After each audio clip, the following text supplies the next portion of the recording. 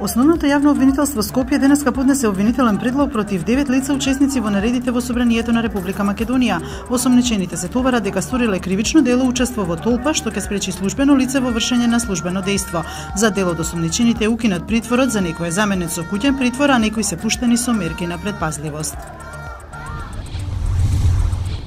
Новиот претседател на собранието Талат Џафери денеска има средби со американскиот и со францускиот амбасадор Джес Бейли и Кристијан Тимоние. На средбите што се одржуваат во спикерскиот кабинет во законодавниот дом, според најавите ќе се разговара за случувањата по 27 април, како и за следните активности на собранието за решавање на политичката криза.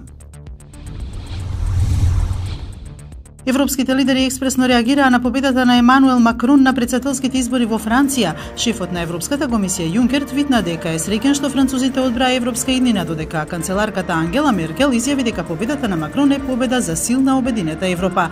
И Доналд Трамп му честиташе и му порача на Макрон дека едве чека да работи со него.